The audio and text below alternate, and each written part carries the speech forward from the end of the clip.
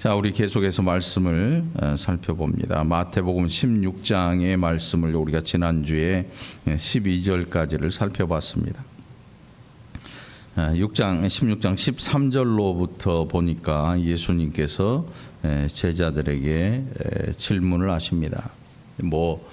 어려운 질문이 아니라 밖에 있는 사람들이 내가 누구라고 이야기하더냐 이렇게 물어봅니다.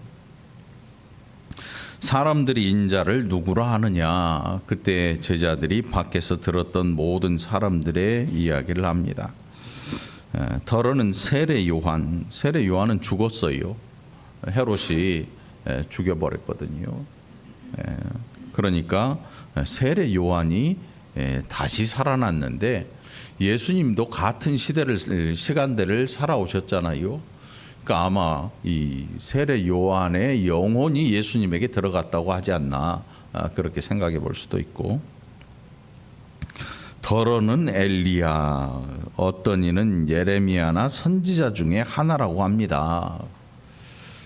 사실 세상에서 돌고 도는 소문들은요, 나중에 보면 엄청나게 부풀려져 있어요.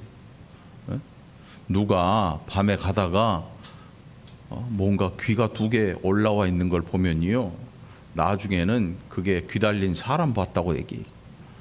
옛날에는 마음에 드는 아가씨 시집 못 가게 하려면, 나한테만 오게 하려면 방법이 있어요. 뭐라 그래요? 야, 가서 야 뒤꿈치 봤어 그래.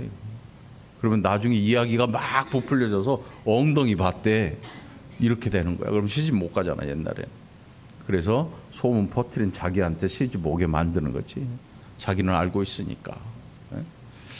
이 소문이라는 게 갈수록 사람들이 계속 살점을 갖다 붙여요. 그래서 눈덩이 불려지듯이 어마어마하게 커지고, 아닌 방향으로 계속 가도 어느 누구 하나 그게 틀렸다고 말 못해요. 왜?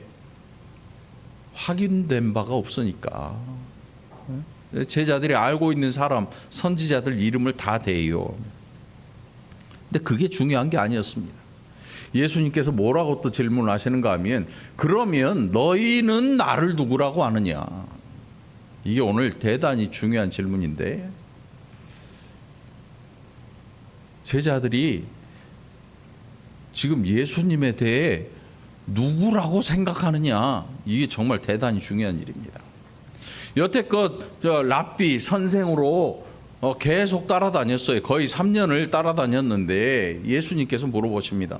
그래, 세상 사람들, 밖에 있는 사람들이 나를 예레미야, 엘리야, 세례 요한 좋다, 다 좋은데 그러면 너희는 나를 뭐라고 생각하느냐, 누구라고 생각하느냐, 이렇게 질문을 하셔요. 아마도 제 생각에 제자들 중에 많은 부류가 밖에서 이야기하는 사람들 중에 하나로 생각했을 것 같아요. 그 많은 이적들, 그 많은 이 예수님께서 보여주신 행적들을 다 지켜보면서도 그들은 예수님을 누구라고 지칭하지 못하고 있어요. 그때 베드로가 이야기를 합니다. 베드로가 16장 16절에 보니까, 주는 그리스도시요 살아계신 하나님의 아들이십니다. 여러분, 이 고백은요, 이 대단히 중요한 고백입니다. 오늘 우리에게도 이 고백이 반드시 있어야 됩니다. 반드시 있어야 돼요. 그런데 예수님께서 뭐라고 하시는가 하면, 바요나 시몬아, 내가 복이 있다. 그런데 이 일을 알게 하신 이는 네가 아니라 하나님 아버지시다. 이렇게 얘기를 해요. 응? 여러분에게 예수님은 누구십니까? 이게 대단히 중요한 질문입니다. 응? 이거 얼마나 중요한가 하면, 내가 지금 교회를 다니고 있는데 헛다니고 있느냐 잘 다니고 있느냐의 문제거든요. 어떤 사람은 병이 들어서 교회에 옵니다. 어떤 사람은 쫄딱 망해가지고 교회에 오기도 합니다.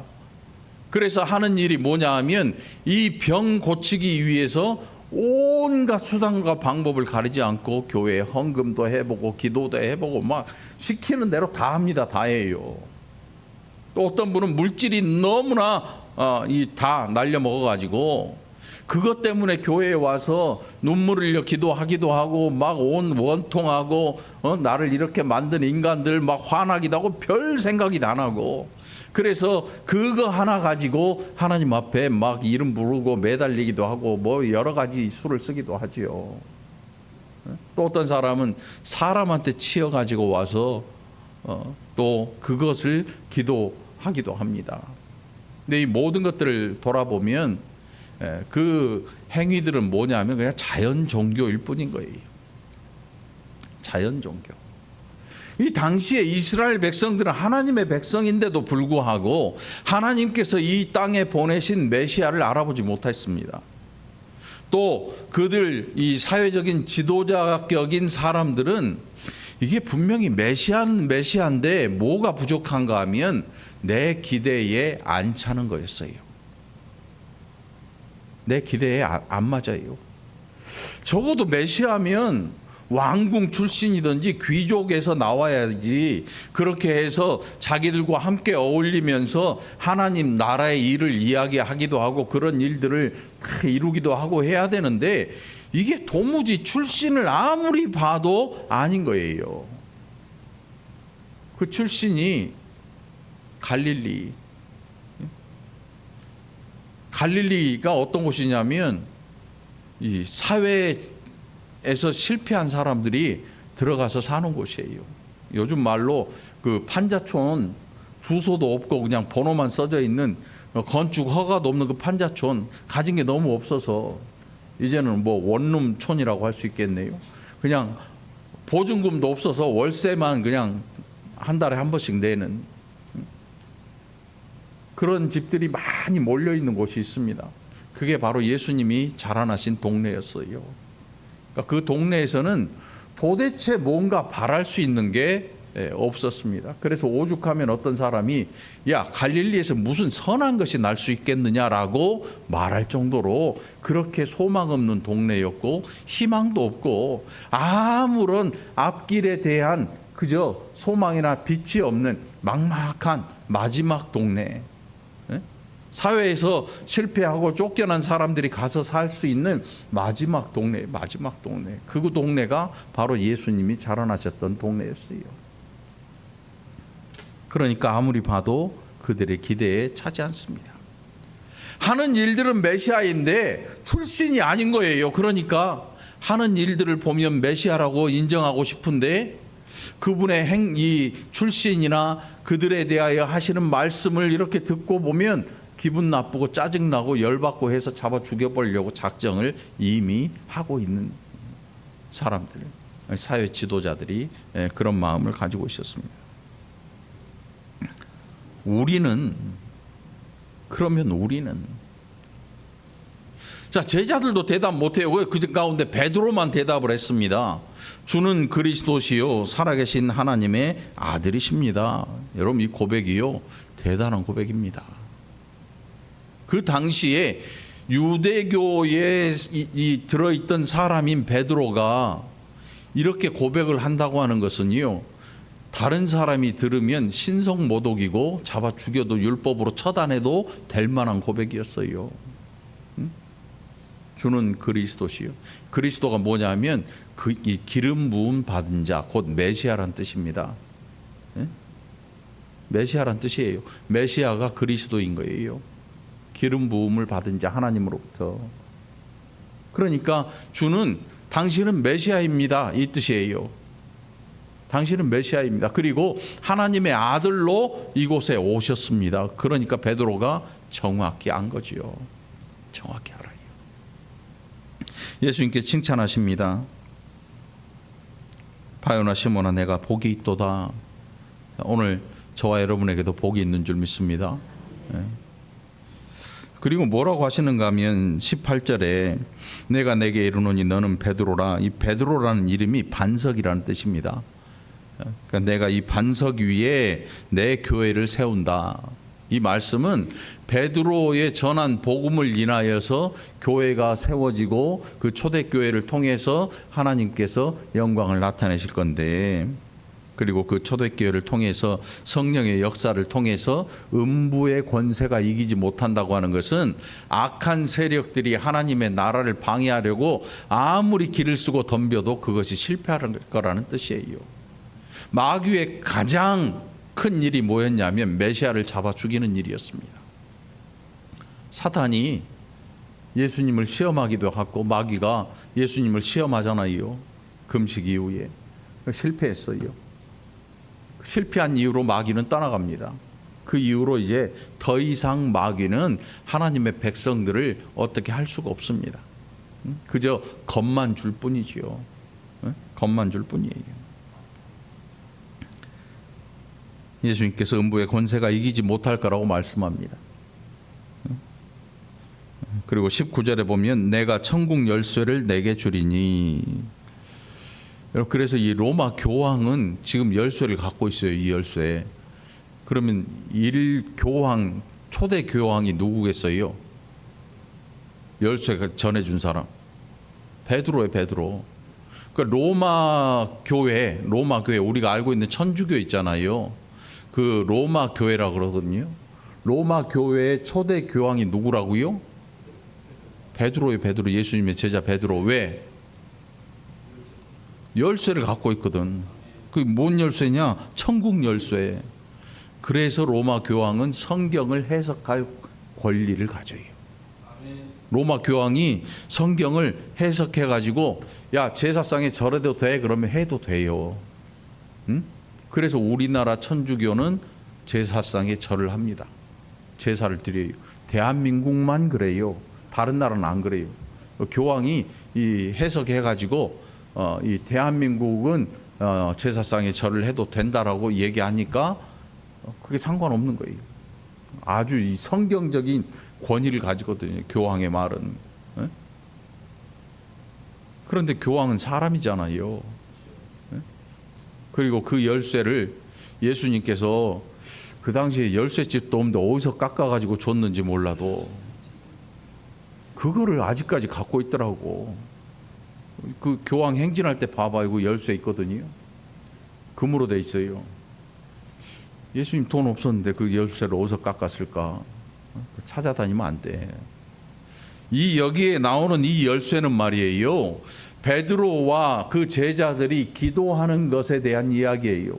네가 땅에서 매면 하늘에서도 매일 것이요, 네가 풀면 하늘에서도 풀린다.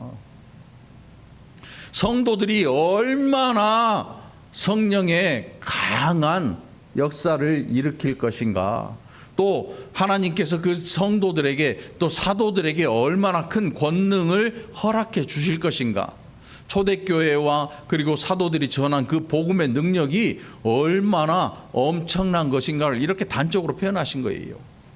진짜 열쇠를 가지고 천국 문을 따가지고 열었다 닫았다 하는 그런 게 아니라고요. 그러니까 교황의 열쇠는 베드로가 준 게 아니야. 베드로가 준 게 아니야. 잘 알고 계시? 자, 그리고 제자들에게 경고하시면서 자신이 그리스도인 것, 곧 메시아인 것을 아무에게도 이르지 말라, 이렇게 말씀하십니다. 왜냐하면 지금 메시아라고 대놓고 막 하면 하나님께서 그리스도를 통해서 하시고자 하는 구속의 사역, 곧 십자가의 희생으로 모든 율법을 완성하시는데 사람들이 와서 회방 놓을 수 있거든요. 마귀도 회방 놓을 수 있고. 결국 예수님께서 십자가에 달려 죽으셔요. 우리 다 알고 있잖아요. 그리고 오늘 우리가 봉독한 본문으로 이제 들어갑니다. 그러니까 이런 일들을 예수님께서 앞에서 다 지내셨지요. 그리고 우리가 16장 1절로 12절에 보면 오병이어의 역사, 또 칠병이어의 역사가 또 기록이 되어 있습니다. 그러니까 하나님 나라가 얼마나 풍성할 것인가를 말씀하실 뿐만 아니라 세례 요한의 장례식도 예수님께서 대신 해주신 거 아닌가라는 생각도 들 정도로 엄청난 역사를 일으키셔요. 그 세례 요한 장례식에 대한 이야기는 저밖에 없어요. 다른 데서는 얘기 안 하죠, 못 하죠. 뭐 이단이네 뭐 그런 내용이 아니고, 제가 볼 때 그 초라했던 세례 요한의 장례식을 예수님께서 어마어마하게 성대하게 펼치고 보여주시고 자신이 메시아이심을 이제는 나타내실 때가 된 거예요. 세례 요한의 시대가 끝나고 세례 요한의 모든 사명이 끝나고 이제는 그리스도의 사명이 시작된 거예요. 그래서 아마도 이것으로 이 기점을 만들어서 사람들에게 나타내신 게 아닌가 생각해 볼 수가 있는 거죠. 자, 21절에 예수님께서 말씀합니다. 예루살렘에 올라가신 이후에 거기에 있는 장로들, 대제사장들, 서기관들에게 많은 고난을 받고 죽임을 당하고 제3일에 살아나야 할 것을 제자들에게 비로소 나타내셨다. 이게 우리가 보기에는 우리는 전후를 다 알고 있어요. 그러니까 예수님께서 이 말씀을 하시면 알아들어요. 왜? 알고 있잖아요. 성경을 읽어봐서. 근데 제자들은 아직 그 뒷일을 몰라요. 겪어보질 못했어요. 그리고 중요한 것은 제자들의 마음속에 그리스도의 고난에 대한 것이 없어요.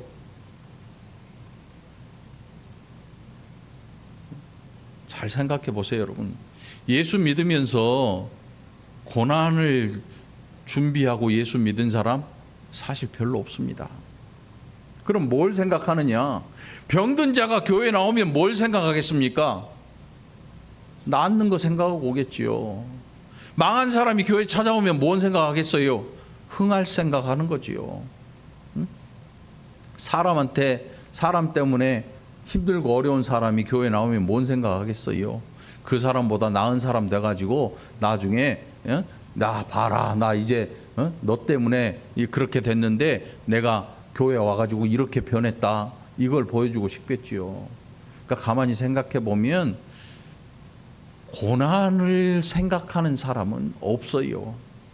예전에는 이 목회자의 길을요 굉장한 고난의 길로 생각을 했습니다. 고난의 길로 생각을 했어요. 그런데 가면 갈수록 고난의 길을 생각하는 목회자가 많이 줄어든 것 같아요. 없어요. 저도 마찬가지예요. 뭐 나는 뭐 잘나서 그런 게 아니고 저도 똑같아요. 똑같아. 그래서 신학교 딱 가면서 시작하는 게 몇 평짜리 교회 지을 것이고 차는 뭘 탈 것이고 사모는 누구한테 어떤 사람 삼을 것이고 이런 인생의 계획들을 쫙 펼쳐요.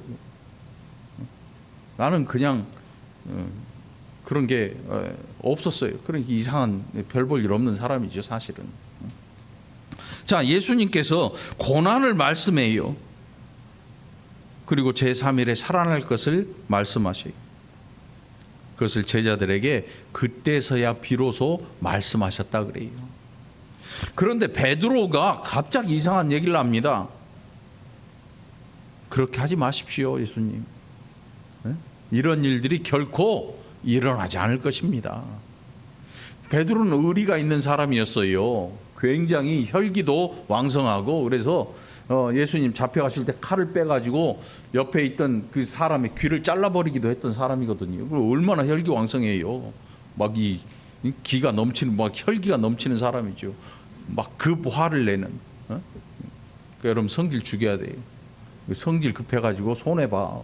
이익 본 사람 한 명도 없어. 성질 급해가지고. 기억하세요?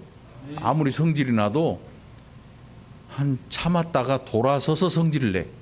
사람 앞에서 성질 내지 말고 돌아서서 나가서 성질 급하면 손해 봐. 저도 엄청 손해 봐요. 저도 한 성질 하거든요. 집사람한테 성질 냈다가 나중에 깨갱하죠. 나중에 본전도 못 찾지. 생각해 보면 화낼 일도 아니야.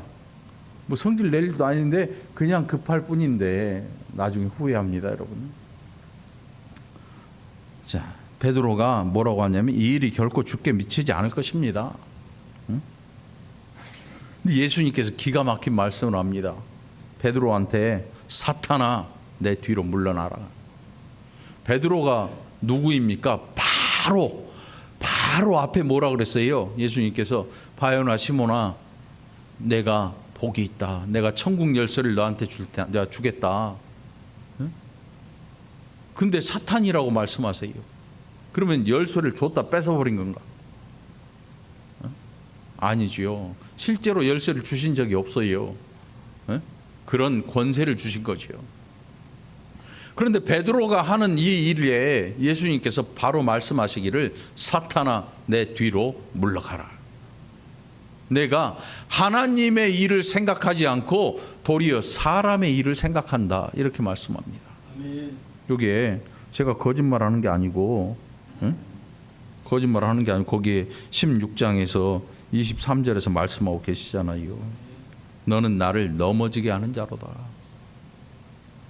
이 넘어지게 하는 자로다. 이게 뭐냐면 올무를 쳐가지고 이 어렸을 때 장난한 적 있지요. 책상 사이에다가 요즘 아이들은 그런 장난 안 치겠지만 옛날에는 나무 책상 이렇게 있잖아요. 삐그덕 소리 나고 그러니 탁 앉아있다가 뒤에서 친구 오면 발 싹 빼가지고 탁 발 걸어 넘어뜨리고 깔깔대고 좋다고 그러다가 잘못 선생님 걸어 넘어뜨리면 뒤지게 맞는 거지. 예? 아무튼 이게 너는 나를 넘어지게 하는 자로다. 이 말씀 뭐냐면 걸림돌이 된 거예요. 베드로가 예수님의 발을 걸어서 넘어뜨리려는 시도를 한 거예요. 그러면서 뭐라고 말씀하는가 하면 내가 하나님의 일을 생각하지 아니하고 도리어 사람의 일을 생각하고 있구나. 아니 이게 왜 사람의 일입니까? 누군가 고난당하고 죽어야 된다는데 그 일을 안 일어나겠다고 안 일어납니다 라고 말한 게 이게 왜 예수님을 넘어뜨리는 행위가 될까? 우리는 다 알잖아요. 우린 다 알아요. 그런데 제자들은 아직 몰라요.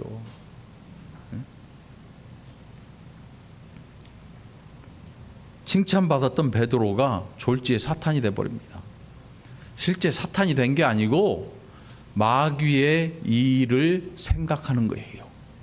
우리가 여러분 뭐 빙의하고 뭐 이런 게 아니고 우리가 하나님의 말씀에 불순종하고 교회를 대적하고 하나님을 대적하는 이 모든 일이 뭐냐? 그냥 종교가 없는 일반적인 사람의 일이 아니라 그 모든 것이 마귀의 일인 거예요. 아멘. 세상은 딱 두 가지 길이 있습니다. 하나는 하나님 나라로 가는 하나님의 백성들과 세상 나라의 길 두 갈래밖에 없습니다. 가운데 중립지대가 없어요. 중립이라는 게 없습니다. 그래서 하나님 나라의 일을 생각지 않는 것은 세상 나라의 일을 생각하는 것입니다. 하나님의 일이 아니면 사람의 일이 되는 것입니다. 막 하나님의 일이라 그러니까 막 교회 와가지고 봉사하고 막 헌금하고 건축하고 뭐 선교하고 이런 걸로 하나님의 일이라고 생각하는데 그렇지 않아요. 이보다 더 많은 일들이 우리에게 있어요. 세상 나가서 여러분 가정에서도 하나님의 일입니다. 직장에서도 하나님의 일을 하는 것입니다. 왜냐하면 내가 하나님의 백성이기 때문입니다. 아멘. 여러분 이걸 잘 생각해야 돼요. 내가 하나님의 백성이면 내가 나가서 사는 모든 일들이 하나님의 일인 것입니다. 아멘. 내가 나가서 밥을 먹고 똥을 싸고 무슨 일을 하든 간에 하나님의 일을 하고 있는 것입니다. 왜? 내가 하나님 나라의 백성이기 때문이에요. 그러니까 교회 문 밖을 나서면 세상 사람이라고 생각한다면 그 사람의 신앙은 두 개로 쪼개져 있는 것입니다. 그건 대단히 위험한 신앙이에요. 대단히 위험해요. 교회 밖에만 벗어나면 세상 사람이다 라고 생각하는 것, 세상 사람처럼 살고 있다, 천만의 말씀입니다. 그래서 신앙인은 교회 밖이나 교회 안이나 가정이나 어느 곳에 가든지 동일한 삶을 살아야 하는 것입니다. 동일한 삶을 사시기 바랍니다. 하나님의 일을 생각하지 아니하고 도리어 사람의 일을 생각하는도다. 이게 왜 베드로에게 이렇게 말씀하셨을까? 나중에 보면 제자들이요, 예수님이 저기 가서 기도하고 계신 동안에 자기들끼리 모여가지고 쑥덕 얘기를 하는데 뭔 얘기하냐면, 야, 나중에 예수님이 유대의 왕이 되시면 누가 높은 자리에 오를 것이냐, 누가 1번이냐 보니까 베드로가 당연히 1번 같고 그 다음에 야고보나 요한 이런 순서대로 가는데 우리는 적어도 저 장관 자리는 하나씩 하지 않겠느냐. 자기들끼리 이런 얘기를 수덕수덕 계속 하고 있습니다. 그 가운데 어떤 제자들은 자기 엄마를 불러요. 아마 엄마가 예수님을 어렸을 적부터 잘 알고 있었던지 예수님한테 조용히 가가지고 나중에 왕 되시면요 우리 두 아들 좀 잘 부탁드려요. 시루떡 한 2개 넣어줬는지 어쩐지 예수님한테 가서 조용히 청탁을 하는 거예요. 요즘 청탁하는 사람들 꽤 많잖아요. 그러니까 지금 베드로라고 하는 이 믿음이 있어 보이는 제자이지만 사실상 그 속마음에는 어떤 생각이 있냐면 그리스도께서 고난당하는 일에는 관심조차 없어요. 그럼 어떤 일에 대한 관심이 있느냐? 빨리 왕이 되었으면 하는 거예요. 빨리. 사실은 우리도 똑같지요. 죽을 병 들어서 교회 왔어요. 그런데 실제로 병 나은 사람들이 있습니다. 나중에 보면 지가 나았다고 생각하고 나가버려요. 교회 안 다녀요. 은혜를 주면 은혜로 생각하고 받아들여야 되는데 나중에 하다 보면요 지 잘나서 한 줄 알아요. 돈 많이 벌면 좋죠 여러분. 그런데 물질이 없어서 교회에 왔는데 기도하다 보니까 갑자기 뭔 일이 잘 되기 시작해. 처음에는 뭐 할렐루야 하다가 나중에는 지 잘나서 다시 많은 물질 번 줄 알고 교만해져서 교회를 떠나갑니다. 예수 안 믿어요. 건강해져도 그렇고 부자가 돼도 그렇고 무엇가 잘 되면 다 자기 잘났다지 자기 잘났다고 하나님 안 믿습니다. 예수님 안 믿습니다. 근데 제자들은 지금 우리와는 조건이 좀 다르지요. 눈앞에 있는 메시아잖아요. 눈앞에 있는 그리스도잖아요. 그 그리스도를 보면서 뭔 생각하고 있겠습니까? 예수님이 말씀만 하면 안진뱅이가 일어납니다. 소경이 눈을 떠요. 지금 이 시대 우리가 사는 이 시대의 의사나 그 어떤 의료 장비로도 해결이 안 되는 일들이 2000년 전 예수님 앞에서 해결이 됐단 말이에요. 아멘. 그걸 보면서 여러분 뭔 생각하겠어요? 자, 먹고 사는 일은 오병이어의 역사로 끝나버렸습니다. 아, 예수님만 있으면 먹는 거 걱정 없다 이제. 농사를 뭐 할라 짓나? 농사를 뭐 할라? 일은 뭐 할라 하나? 월급 안 받아도 돼. 직장 때려쳐. 실제로 그런 사람들이 있어요. 어떤 사람은 교회 다니면서 하나님이 알아서 하실 거라고 다니던 직장 훌렁 때려치더라고. 그래갖고 뭐 하냐면 다른 사람의 짐이 돼. 부모의 짐 되겠지 뭐. 성실하게 준비하고 계획을 세워서 해야 되는데 그렇게 안 해요. 막 맨날 기도원 올라가 있고 기도원 밥 축내고 내려와. 자기들끼리 그런 똑같은 사람들끼리 모여서 똑같은 얘기만 하네. 예수님이 왕 되면 나는 못 될 거다. 이 얘기만 하고 있어요. 제자들이 아직 변화되지 않은 상태에 그런 생각을 가지고 있는 거예요. 제자들한테 뭐라 그럴 거 하나도 없어요. 누구한테 뭐라 그래야 돼요? 우리 자신한테 뭐라 그래야 돼. 이걸 보면서 우리는 거울을 본 거야. 거울을 본 거야. 예수님이 눈앞에서 행하시는 그 수많은 이적들을 뭘로 받아들이고 있냐면 저런 분을 내가 가까이 모셨는데 저런 분이 왕이 되면 나는 어떨 거냐 이 생각하고 있는 거죠. 그래서 국회의원 선거 끝나고 당선자 앞에 집 앞에 화환이 줄을 서고 사람들이 가서 줄을 서고 엄청난 일들이 벌어지는 거죠. 어떤 사람들은 누가 될지 몰라서 양다리를 걸친 사람도 있어요. 양다리를. 그런 사람도 있어요. 별 사람 다 있어 세상에. 그런데 예수 안에도 예수 믿는 교회 안에도 그런 사람들이 있어요. 예수 믿는 그 사람 중에도 제자들이 그랬거든요. 그러니까 우리는 제자들의 삶을 통해서 이 사는 배경을 통해서 우리를 볼 줄 아는 눈을 가져야 돼요. 성경을 뭐하러 읽습니까? 어떤 사람들처럼 막 줄줄줄줄 외워가지고 힘들고 어려울 때 그 성경 구절 외치면 그게 해결될 거라고 믿어요? 천만의 말씀입니다. 성경은 그렇게 하라고 주어진 게 아니에요. 그렇게 하라고 주어진 게 아니에요. 성경은 나를 보라고 주어진 거예요. 너가 아니고 나. 거울 보면 누가 보입니까? 거울도 바짝 가까이서 봐야 돼요. 멀리서 보면 이 사람 저 사람 다 입으면 그 거울로서 가치가 없어요. 무슨 백밀러도 아니고.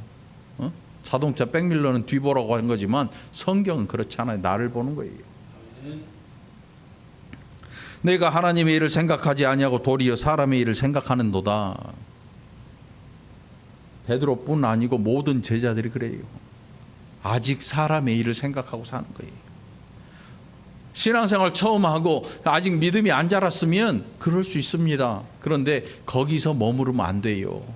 자라나야죠. 자라나서 제자들이 성령 강림 이후에 변화가 된 것처럼 우리도 이제 성령을 힘입어서 성령의 음성에 귀를 기울이고 이제는 하나님의 뜻에 따라 살려 하는 시도를 열심히 해야 되는 것입니다. 여태껏 그냥 복덩이만 쫓아갔다면 끝나는 거예요. 거기서 끝나버리면 신앙생활이 아니야. 그냥 자연 종교의 생활이지. 우리는 한층 더 높은 그리스도의 일, 하나님의 일, 그래서 내가 어디에 속한 자인가? 하나님 나라에 속한 자라는 사실을 늘 기억하고 살아야 하는 것입니다. 여러분 어디에 속해 있다고요?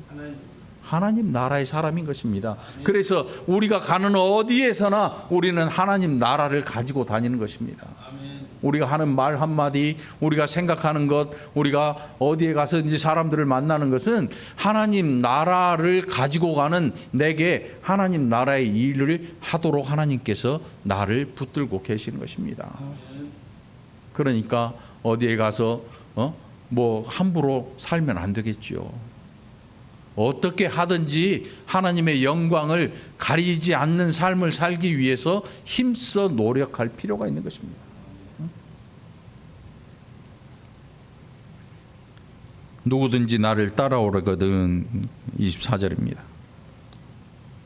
그 말씀을 하시고 예수님께서 베드로에게 말씀하시고 제자들을 향해 말씀합니다. 누구든지 나를 따라오려거든. 제자들은 다 예수님을 따라갑니다. 가룟 유다는 나중에 예수님을 팔아먹잖아요. 11명의 제자는 적어도 11명의 제자는 예수님을 따라갑니다.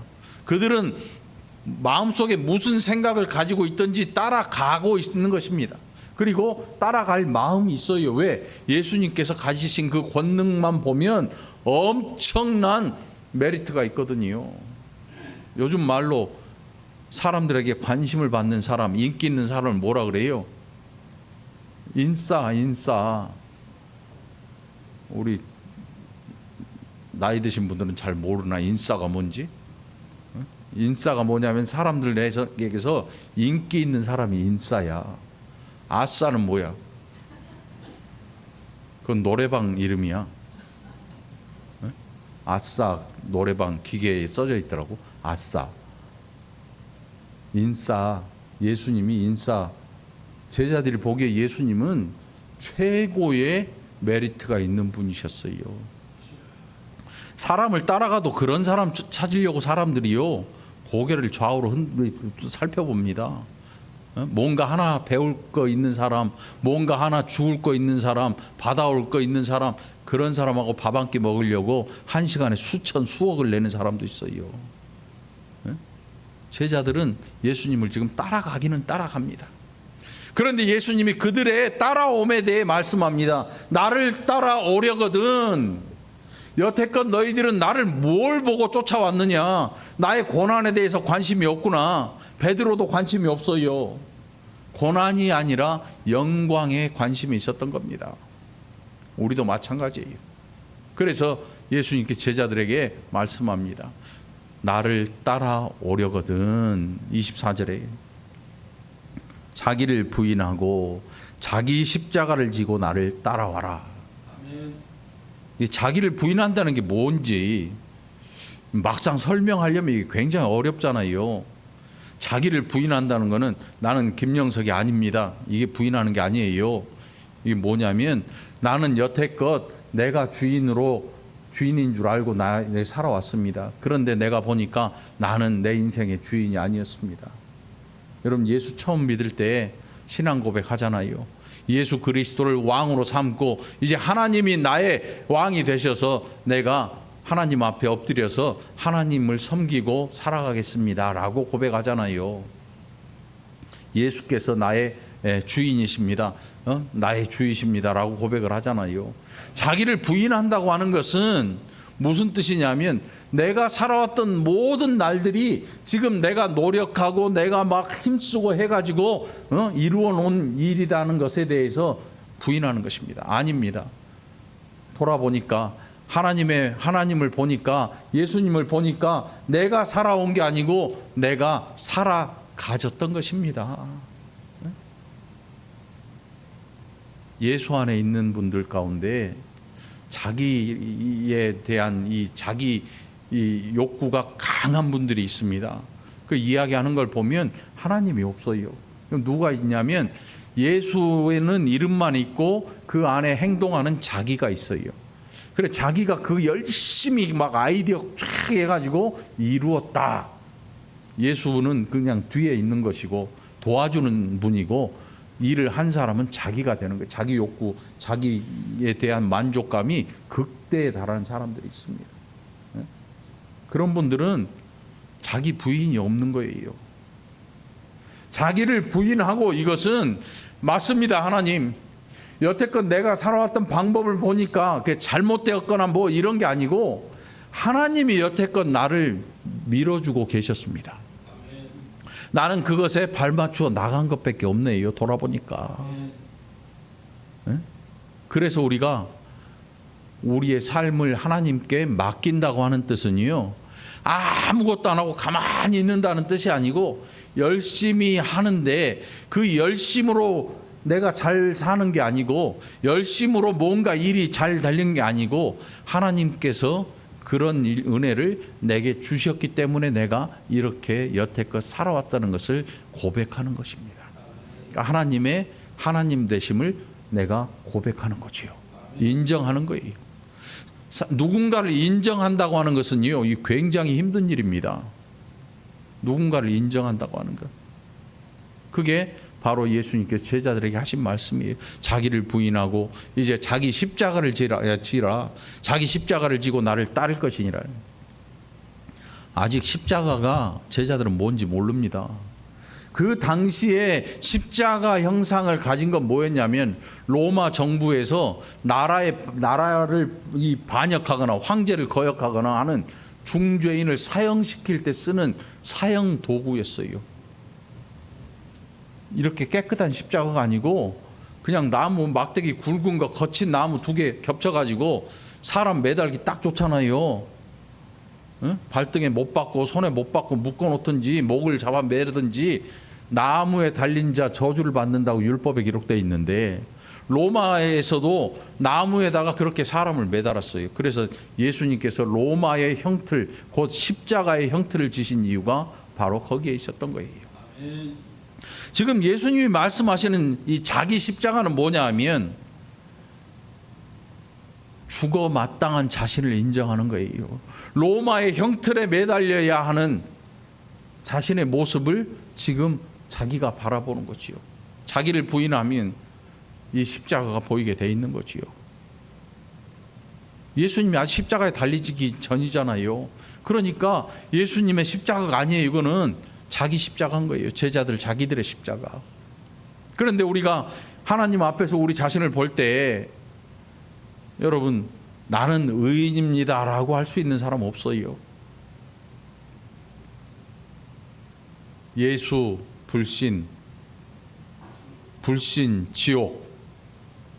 예수 믿으면 예수 천당이잖아요. 무슨 뜻이냐면 예수 없이는 하나님 나라에 갈 자가 없는 거예요. 예수 없이는 하나님 나라에 갈 수가 없어요. 그런 자신을 바라보는 거예요. 여러분 예수님 믿으시기 바랍니다. 하나님 나라 천국 가고 싶거든 예수를 믿으시기 바랍니다. 예수 반드시 믿으세요. 예수 안 믿으면 천국 없습니다. 제자들에게 그 이야기를 하시는 거예요. 너희들 봐라. 너희가 자신을 부인하고 자기 십자가를 지지 않으면 나를 따라올 수 없다. 응? 나를 따라올 수 없다. 자기 십자가가 뭐예요? 자기 죄로 인해 받을 벌입니다. 하나님 앞에서. 우리는 엄마 뱃속에서부터 이 원죄를 가지고 태어납니다. 그래서 아무리 엄마 뱃속에서 갓난 아이를 할지라도 죽잖아요. 죽는 이유가 뭐냐면 죄 때문에 죽는 거예요. 죄가 없으면 죽을 이유가 없어요. 아담이 자기 죄로 죽는 것처럼, 죽었던 것처럼 우리 자신도 원죄로 말미암아 모든 인류는 아담의 죄를 물려받는 거예요. 그래서 죽어요. 그런데 아담의 죄만 물려받는 게 아니고 나중에 살아가면 모든 죄 가운데 노출되고 그리고 스스로 그 죄를 찾아나갑니다. 이게 하나님의 형상을 잃어버린 타락한 인간의 모습인 거지요. 그게 바로 자기 십자가를 지고라는 뜻입니다. 하나님 앞에서 나는 살 길이 없습니다. 어떤 선지자는 하나님의 음성을 들으면서 화로다 나여 죽게 되었도다, 내가 하나님의 얼굴을 베었음이로다 두려워하고 떨릴 수밖에 없습니다. 왜냐하면 선지자는 알고 있었습니다. 하나님 앞에서 하나님의 얼굴을 대한다는 것은 죽음이라는 사실. 왜? 거룩하신 하나님 앞에 죄인은 나갈 길이 없습니다. 그래서 그렇게 고백할 수밖에 없었습니다. 그러니까 하나님께서 천사를 통해서 시뻘건 숯 같은 벌건 불로 선지자의 입술에 갖다 대게 했습니다. 그거는 불타는 게 아니고 하나님의 은혜로 그 선지자를 사해 주시겠다는, 선지자의 죄를 사해 주시겠다는 하나님의 은혜의 선포였던 거지요. 오늘 우리는 예수 앞에 나올 때 성령으로 말미암아 하나님을 아버지라 고백할 수 있게 됩니다. 여러분, 하나님을 아버지라 불러보십시오. 하나님, 아버지. 아무나 아버지라고 못 부릅니다. 성령으로 말미암아 이루어지는 것입니다. 베드로도 마찬가지입니다. 주는 그리스도시요 살아계신 하나님의 아들입니다 라고 고백했을 때 예수님이 뭐라고 했습니까? 이것을 너에게 알게 하시는 이는 하나님 아버지시다. 하나님 아버지다. 우리도 마찬가지예요. 우리가 그리스도를 주라 고백할 수 있는 것은 성령으로 말미암아 이루어진 일인 것입니다. 내가 예수 믿고 싶어서 믿은 거 아닙니다. 하나님이 나를 부르실 때 내가 아멘 하고 하나님 앞에 나아간 것입니다. 아멘. 누구든지 제 목숨을 구원하고자 하면 잃을 것이요 누구든지 나를 위하여 제 목숨을 잃으면 찾으리라. 뭐 전쟁터에 나가는 군인들한테 하는 이야기 같은데 그렇지 않아요. 그렇지 않습니다. 이게 군인들한테 하는 얘기가 아니고 제자들한테 하시는 말씀이에요. 그러면 제자들이 지금 자기 십자가를 지고 예수님을 따라가면 당연히 자기 생명에 대해 그것이 하나님 앞에서 어떤 존재인지 자신의 존재가 드러날 수밖에 없습니다. 죽어 마땅한 존재이지요. 자기 목숨을 구원하고자 하면 잃을 것이요. 무슨 뜻이냐면 자신을 확대해서 자기 욕을 자기 애를 가지고 어떻게 해서든지 내가 오래 살고 막 이런 것에 대한 욕구를 가진 사람들은 안 되는 거예요. 여기에 보니까 누구든지 나를 위하여 제 목숨을 잃으면 찾으리라. 막 우리가 예수님을 위해서 막 교회에 와가지고 죽어라고 일하고 막 하면 그런 게 아니고 그리스도께서 나의 메시아가 되는 순간 내 목숨을 하나님께서 다시 주시는 거예요. 영생을 주시는 거예요. 영원한 생명을 우리에게 허락해 주시는 거지요. 이게 메시아께서 우리에게 오신 이유인 거예요. 우리를 구원하시러 오신 거지요. 사람이 만일 온 천하를 얻고도 제 목숨을 잃으면 무엇이 유익하리요? 사람이 무엇을 주고 제 목숨과 바꾸겠느냐? 목숨이 중요하잖아요. 우리가 사는 이 목숨이 중요해요. 그런데 더 중요한 게 뭐냐면 영원한 사망에 이르지 않는 거예요. 영원한 사망이 뭐냐면 하나님으로부터 영원히 떨어지는 거예요. 가룟 유다처럼 성령을 회방한 자처럼 영원히 하나님으로부터 격리되고 떨어져 나가는 영원한 사망에 이르게 되는, 지옥불에 이르게 되는, 그게 영원한 사망이고 영원한 이 죽음이에요. 그런데 제자들에게 말씀하신 것처럼 우리는 어때요? 영생을 얻었습니다. 영생 얻었어요. 우리가 가진 게 영원한 생명이에요. 그 영원한 생명을 가지고 하나님 나라에 들어가는 거예요. 그게 우리의 현재의 상태인 것입니다. 예수님 제자들에게 그 말씀하시는 거예요. 거기에 보니까 나를 위하여 제 목숨을 잃으면 찾으리라. 누가 찾아줘요? 잃어버린 걸 어떻게 찾습니까? 예수님께서 다시 주시는 거예요. 완전히 새로운 삶을 우리에게 허락하시는 겁니다. 여러분, 그렇게 변화되기를 축원합니다.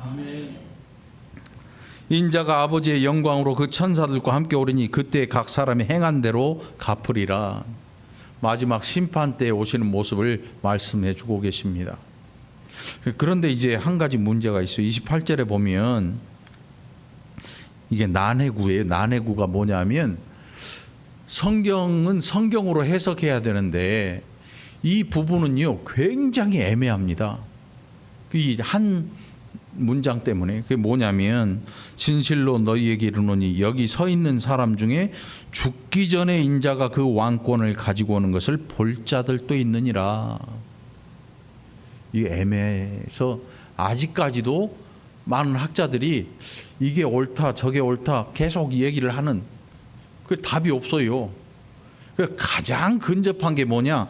바로 아래 기록된 변화산에서 있는 이 일을 바로 예수님께서 앞에서 말씀하신 거다. 이렇게 주장을 하고 이게 가장 성경적인 것이다라고 얘기를 하는 분들이 있는데, 그런데 문제는 뭐냐면 죽기 전에라는 말을 왜 예수님께서 쓰셨냐 이거예요. 그래서 슈바이처라는 사람은 뭐라고 했냐면 예수님이 실수하셨다. 저는 그 사람이 실수한 것 같아요.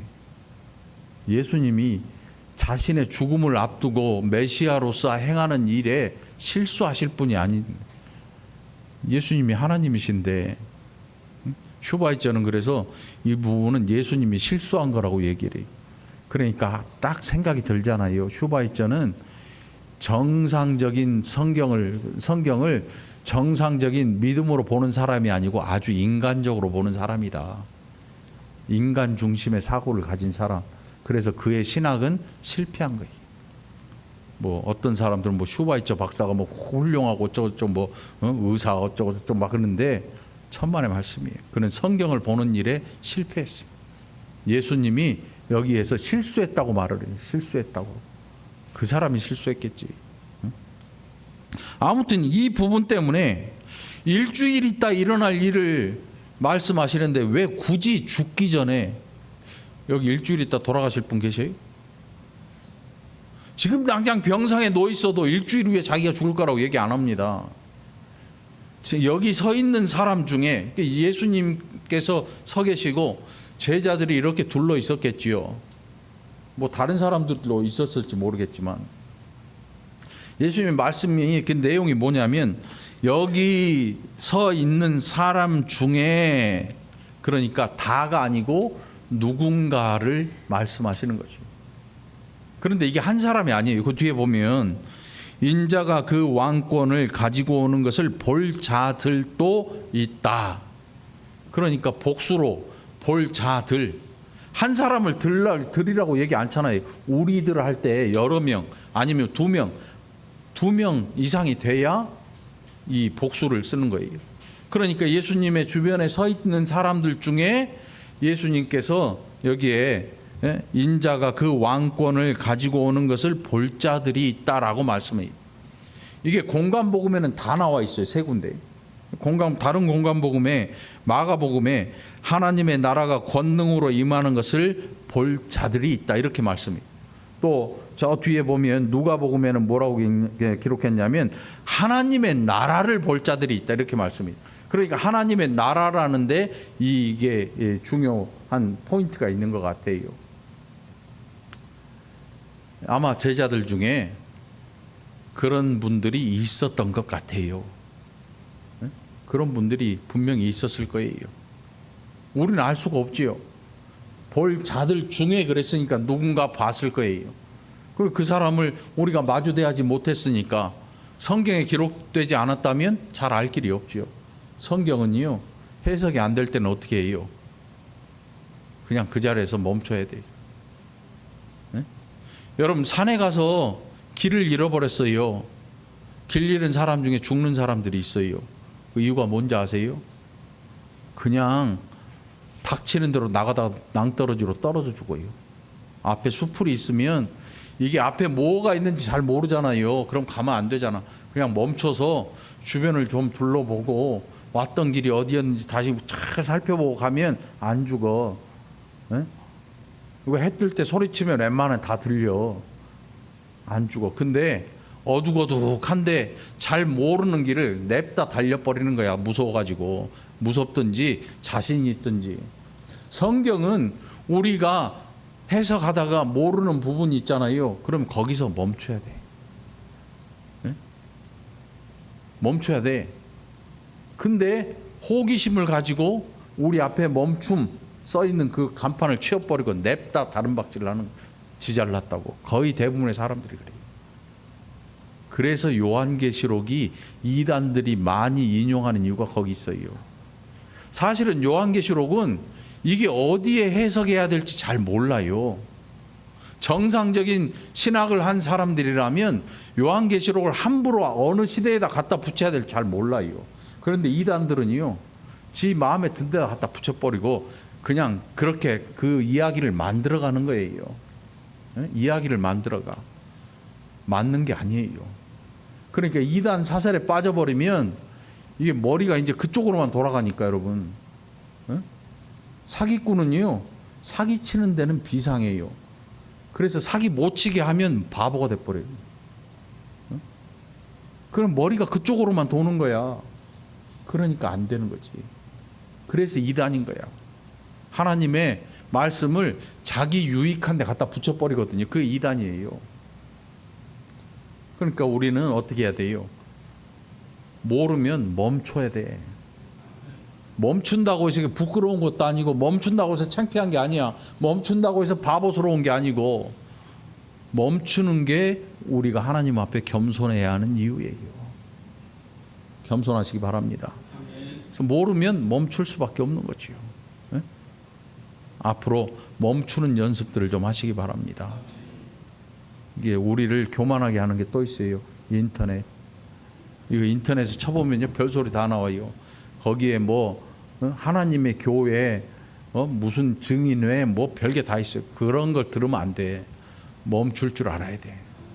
멈춰서 겸손하게, 네 하나님, 제가 지혜가 여기까지밖에 안 됩니다. 하나님을 우리는 다 알 수가 없습니다. 인자가 아버지의 영광으로 그 천사들과 함께 오리니 그때 각 사람이 행한 대로 갚으리라. 우리가 행할 일은 뭐냐 하면, 모르는 말씀을 죽을 때까지 캐가지고 파고 막 이 책 저 책에서 막 캐오는 게 아니고, 예수 그리스도께서 다시 오심을 약속하신 그 날을 손꼽아 기다리는 마음을 가지고 간절히 사모하는 것입니다. 그리고 이 땅에서 우리의 삶이 허락된 그 날까지 열심히 사는 것입니다. 그 열심히 사는 동안 남의 것을 탐하지 말아야 됩니다. 도둑질을 하지 말아야 되고요. 악한 말로 다른 사람들을 죽이지 말아야 됩니다. 예수님의 말씀대로 착한 행실을 통해서 세상 사람들이 하나님 아버지께 영광을 돌리는 귀한 삶을 살아야 하는 것입니다. 우리가 그런 사람이 되기를 간절히 축원합니다. 기도합시다. 하나님 아버지, 감사합니다. 우리가 얼마나 교만한지, 또 얼마나 재빠르게 또 약은지 하나님 너무나 잘 아시지요. 오늘 예수님 말씀을 통해서 또 제자들의 모습을 통해서 우리 자신을 돌아봤습니다. 우리가 이제 하나님 앞에서 겸손한 자로 살게 하시고, 우리 주님 다시 오실 그날 약속하셨는데 그 날을 기다리고 살아가는 기다림의 사람, 성실하게 사는 사람들, 착하게 사는 사람들이 되게 하여 주옵소서. 이 시간도 성령으로 우리에게 지혜를 더하셔서 하나님 거룩하신 말씀 그 뜻을 깨달아 알게 하시고 그 말씀에 순종하는 복된 자들 되게 하여 주옵소서. 감사드렸고 예수님 이름으로 간절히 기도합나이다. 아멘.